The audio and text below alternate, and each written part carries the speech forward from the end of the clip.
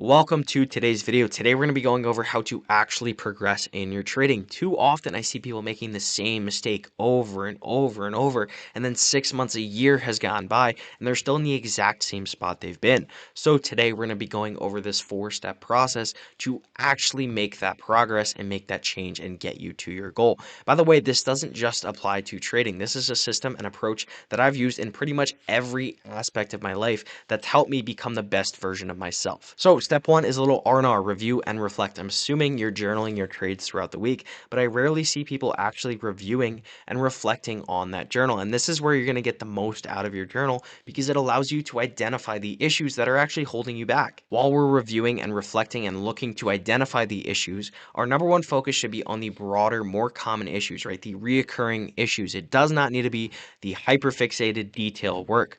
That's something we can get to in the future once we work through and chop down the bigger issues first. But let's say you make, one mistake, you mismanage a position, you go break even incorrectly. Obviously, that's something we want to learn from and make adjustments from, but it's not going to give us the best ROI, right? The best ROI is going to be starting with the bigger stuff and then working our way down to the more detail-oriented stuff. So let's say a common occurrence is you take a loss and then you lose control and you start tilting, over risking, over leveraging, all that good stuff. The goal is to make an adjustment, but before we can actually make that adjustment, we need to understand the deeper why that we're having this issue. If you review and say, okay, I continuously lose my cool after taking a loss, you identify that issue, and then we look to make an adjustment without actually understanding the deeper rooted cause, all we're doing is putting a band-aid over that issue. We're not actually going to make a change within ourselves. And here's where a personal journal can be really, really beneficial. You need to work through and understand the deeper rooted emotion. What's causing this emotion to blow up onto the charts?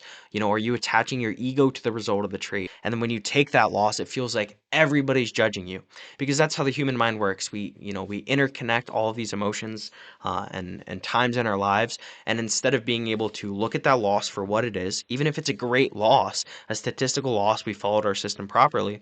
If we're connecting all of these different emotions and times in our lives, we're going to feel all of those negative energies and times all combust into one loss. And that's when you end up tilting and blowing all of your rules and blowing your accounts. Now, the same way that this system helps us work through our emotional mistakes and our emotional issues, it can help us with our technicals as well, right? We still are reviewing and reflecting on our journal. We're going to identify the common reoccurring issues. And then once we identify those, it's a lot easier to make adjustments if it's just technical, right? If you're, for example, taking your entry before really obvious manipulation, guess what? If you're continuously doing that and you see a common occurrence, it's really easy to make that adjustment.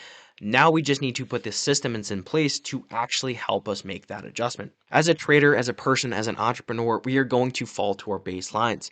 That's why I always say it's very important to increase your baseline rather than increase, the top of the line. If you're revving at 9,000 RPMs at your max and you're having a great day, sure, that output is going to be fantastic, but you're not going to be at that level every single day.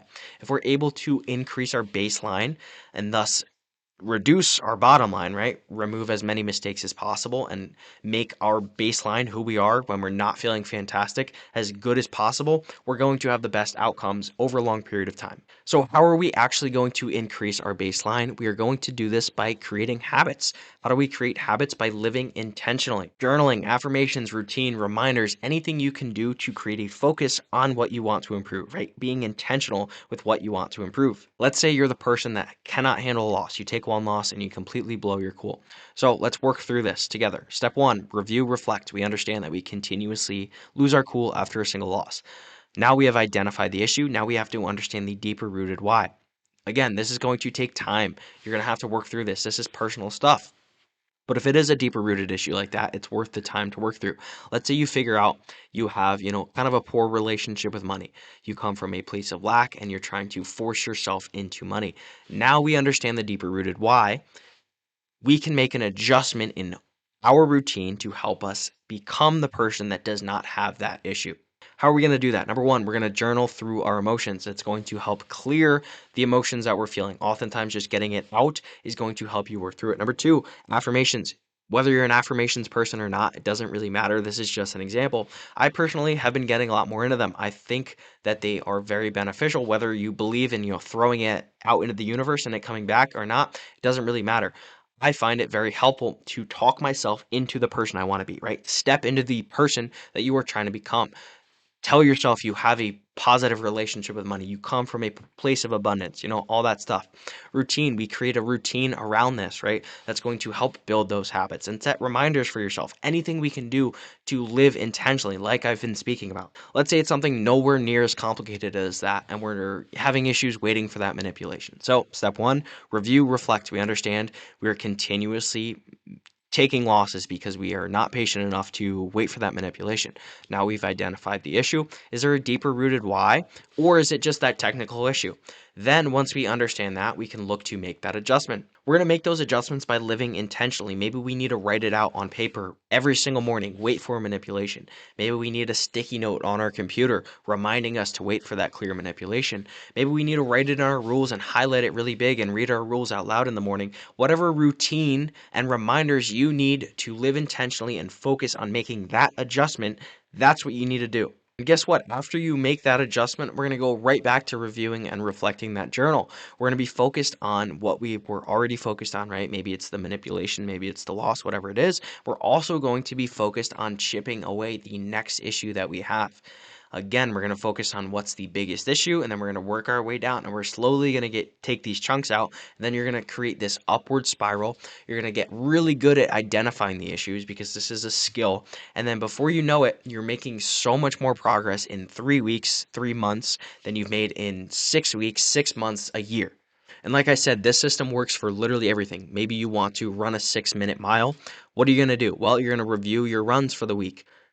Are my times going down? Maybe I started at 8 minutes, now I'm down to 7:25, 7:15, 6:50. If they're not, what's the issue? What's causing that? Am I not pushing myself? What's my diet? Am I not eating well? Am I not hydrated?